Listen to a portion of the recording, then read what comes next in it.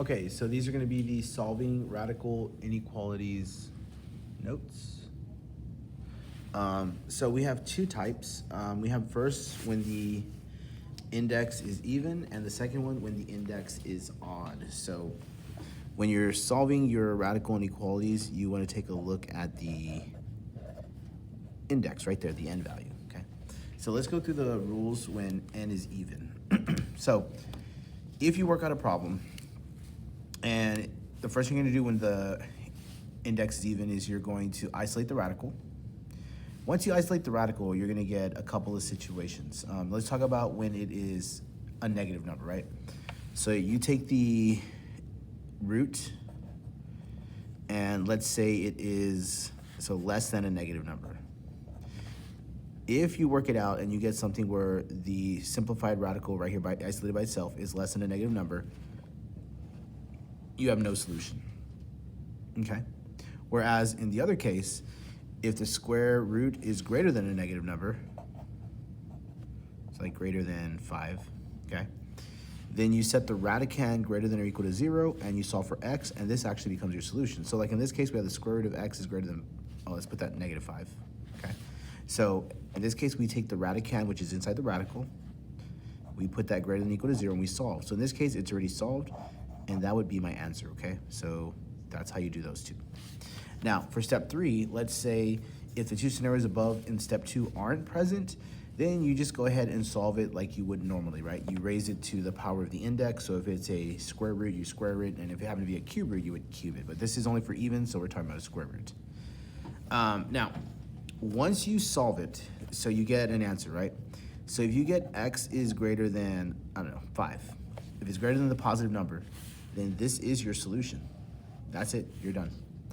But if you work it out and it says if your variable is less than or less than or equal to, so let's say you get x is less than 2, okay? So as we recall with square root functions, we know that the value cannot be negative inside of the radical.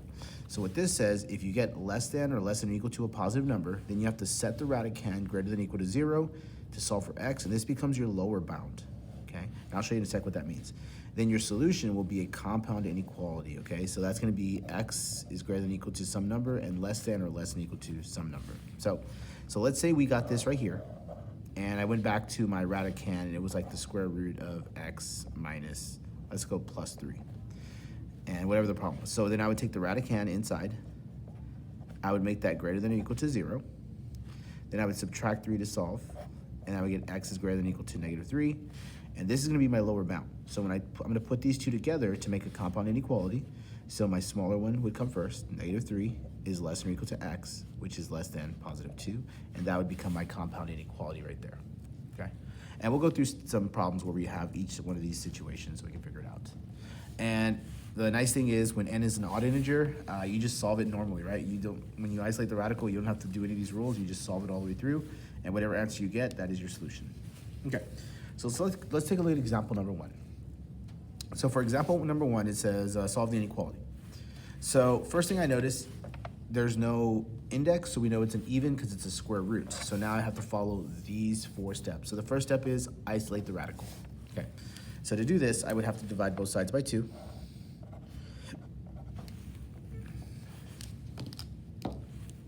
And 2 divided by 2 is 1, so I have the square root of x plus 1 is greater than 2. Now that number is a positive number, so I can bypass step number 2 because it's not negative. So step 3 says if the two scenarios above in step 2 aren't present, then take each side to the power of the index. So now we're just solving it like normal, right? Because it's a positive number. So I'm gonna square both sides because that's how you get rid of a square root. Then we get x plus 1 is greater than 2 squared, which is 4. Then from here, I'm gonna go ahead and subtract 1 from both sides. And then I get x is greater than 3. Now, if your variable is greater than or greater than equal to a positive number, which it is, then this is your solution. So x is greater than 3, that is my final answer, okay? Now, graphically, what does this look like, right? How do I test this to make sure it's correct? Well, I'm gonna verify it in the calculator, right? So I've shown on my work how I got the answer. So let me show you how I test it to make sure that it is correct. So we're gonna take this left side, 2 I'm gonna go to the graphing calculator, square root of x plus 1. That's the left side. I'm gonna arrow down, now I'm gonna type in the 4. And I'm gonna hit enter, okay? First off, I'm gonna move these little equations out of the way just because they're kind of in my way. All right, so let's move that one, and let's move this one. All right, so now that I have this here, I'm gonna just bring this down a tad bit so we can see the whole graph. So we know our square root function is right here, the blue line, and we have this red line. Now, what the question says is where is the square root function, the blue graph, greater than, above the line 4, right? So at that point right there where they intersect, from that point to infinity, that's our solution, right? So we know it's x is greater than whatever that x value is where they intersect. So we can do menu 6-4 to see where they intersect.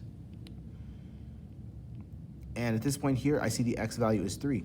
So I know that from 3 to infinity, this graph is greater than 4, which makes sense that our answer is x is greater than 3. Okay. And we'll verify the next one too. Oh, actually, let's take a look at the next one. So the next one says we have the cube root of 2x minus 9 minus 1 is greater than or equal to 2. Now, the nice thing about this one, it's an odd integer, so we're just going to solve it, and whatever we get is our answer. So let's go ahead and work through this one. So first thing we do to isolate the radical is we add 1. We get the cube root of 2x minus 9 is greater than or equal to 3. To remove the cube root, we are going to raise both sides to the third power or cube it. So we get 2x minus 9 is greater than or equal to 27. Now I'm solving for x, I'm going to add 9 to both sides. 2x is greater than or equal to 36. Divide by 2. X is greater than or equal to 18. And because it's an odd integer, this is going to be my answer regardless. Now I will show you what this looks like in the calculator, just so you can kind of see. So again, we type this side in. So this time I hit Control, and then I hit the caret, so I can type in the root of 3. We have 2x minus 9, arrow out, minus 1. Now we're on the right side, so we arrow down, and we press 2, enter. All right, now you'll notice that you can't really see a lot, so you're gonna have to move your graph around just a tad bit. I'm moving these out of the way just because, like I said, I don't like them in the way. All right, so let's kind of just move this over so we can see the intersection. Let's grab the graph and just slide it over slowly, and there we go, it's right there. Now, it is a cube root function, which means the domain is all real numbers, so it's either going towards negative or positive infinity. So the question says, where is the cube root function, the blue line, the blue graph, greater than or equal to 2? So we're looking above, which means it has to go to infinity, but we need to find that intersection. So we do menu 6-4. And again, I'm just doing this to verify my answer. And I go here, and I see that it's 18. So it's going to be 18 to infinity. Now, since this is an equal bar, that's why this should be an equal bar here, okay? Just like this on the previous one, no equal bar, so no equal bar there. All right. I'm not going to verify letter C because it is another cube root function, so I'm just going to work through it. Cube root functions are odd indexes. You just solve it normal. So we're going to first isolate it by adding 9. So we have the cube root of x is less than 3. We raise both sides to the third power, or we cube it. And x is less than 27.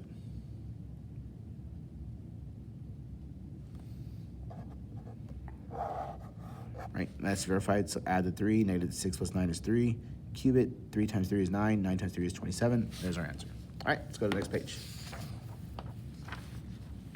All right, for letter D, we do have an even root, right? So if you look right here, we have an even root. So we have to go through the even steps right here. So I'll just keep those right here so you kind of see what I'm doing. All right, first thing we do, isolate the radical. Guess what? It's already isolated, so that's awesome. The problem is, look at that, that's a negative constant, right? So we're on step 2 now. So we can see that it's greater than negative 2. If the square root is less than, it's not less than, so we can bypass that. If the square root is greater than, and it is greater than, a negative number, then set the radicand, so the radicand in this case is x plus 25, greater than or equal to 0. So x plus 25 is greater than or equal to 0. and solve for x, this is your solution. Okay, so when we solve this for x, this will be our solution. So we're going to subtract 25 from both sides. And then we get x is greater than or equal to negative 25. And it says this is our solution. So let's verify this in the calculator. All right, so we have control square root, x plus 25, arrow out, arrow down, we put in negative 2, and we hit enter. Okay, so as you can see, it's really far back. Now we know it should be at negative 25, so let's just go back and verify this. Okay, go a little bit more. So I'm just grabbing the screen and just dragging it, because I know it's gonna be negative 25, but I just gotta verify it, okay. Now, you'll notice they don't actually intersect. So that's the one thing you have to understand. They don't intersect, so I can't do menu 6.4 to find it. What I can do is find that root, because right now it's starting at that value right there, and that's a root. So I can do menu 6.1.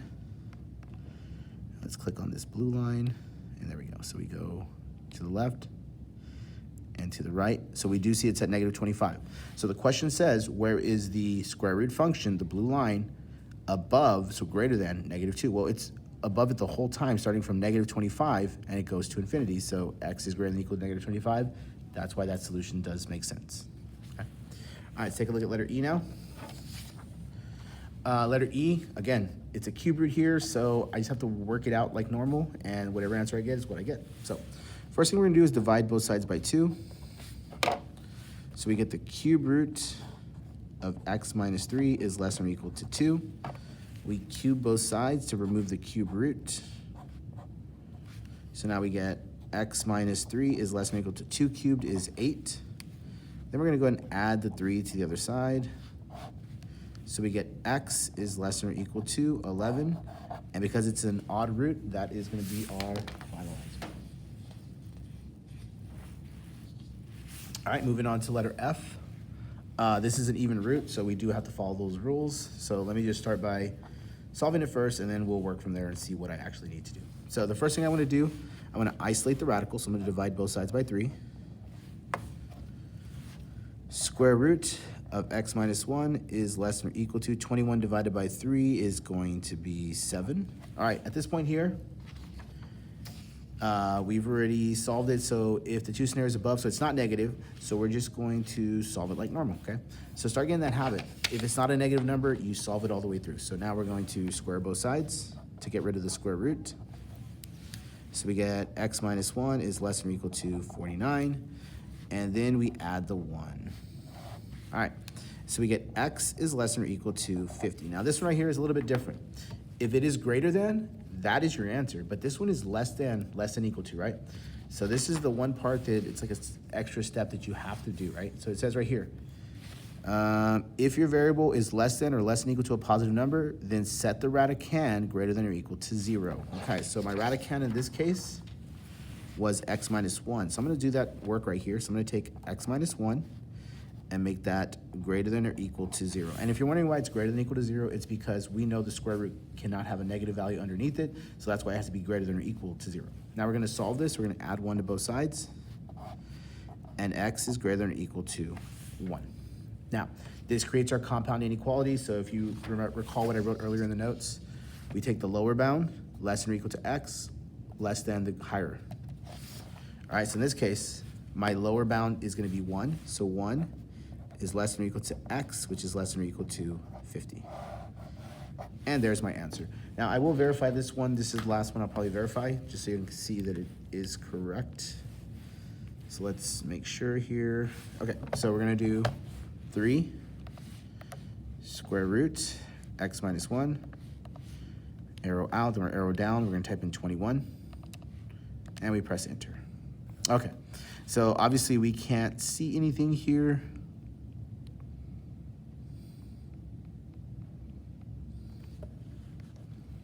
So let's see, let me make sure I have these right here.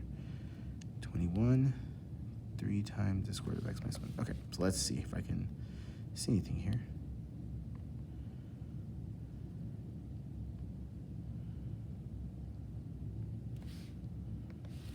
All right, and I can't actually see anything. Well, I know it should be at 50, so let's kind of start there, I guess.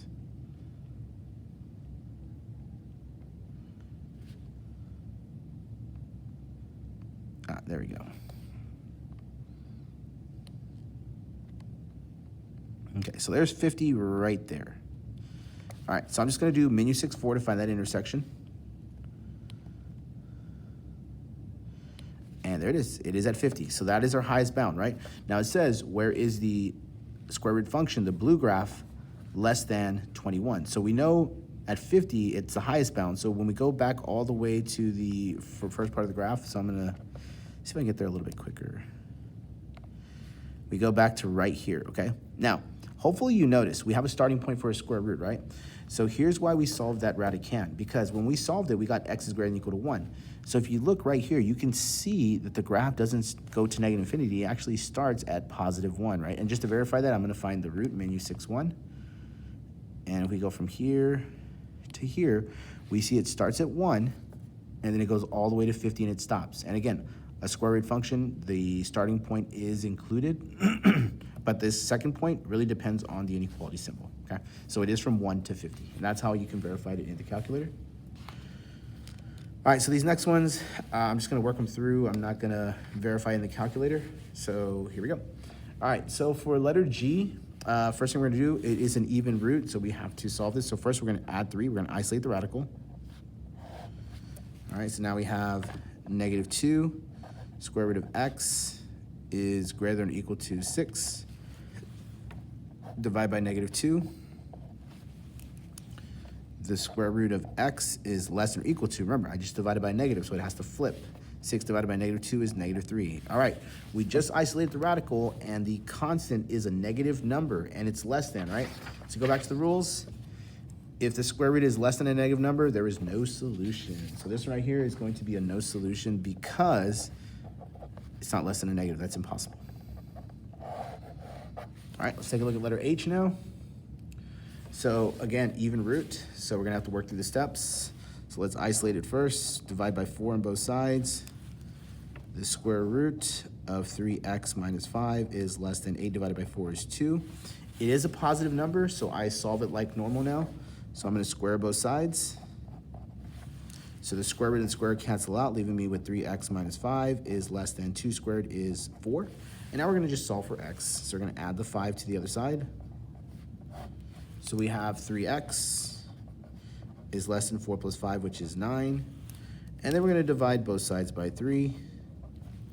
And we get x is less than 3.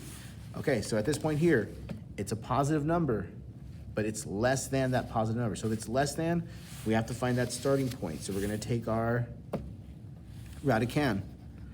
We're gonna make that greater than or equal to 0. And now we're gonna solve it, right? So we add the 5 to the other side. 3x is greater than or equal to 5. We divide by 3. X is greater than or equal to 5/3. This is my lower bound, right? So instead of rewriting this, I could simply just take this lower bound and put it in the front. So 5/3 is less than or equal to x, which is less than 3. And there's my answer. All right, on to the last one. Now for me personally, I actually prefer to have my radical sign on the left side and my constant on the right. It really doesn't matter, but for me, to follow these rules that we've given you, it's easier to have it there. So all I'm gonna do is I'm gonna flip it around. So I'm gonna put square root of x plus 2 first, and I'm gonna put the 7 second. Now, really quickly, how do I know which way the little inequality sign opens? Well, I just look like it's like that, it's covering the 7. So when I write it, it should also still be covering the 7, okay? Now from here, we're just going to solve it because the radical is isolated and it's a positive number, so let's just solve it like normal. So first we square both sides. We get, oops, wrong color. X plus 2 is less than 7 squared, which is 49. Then we're going to subtract 2 from both sides.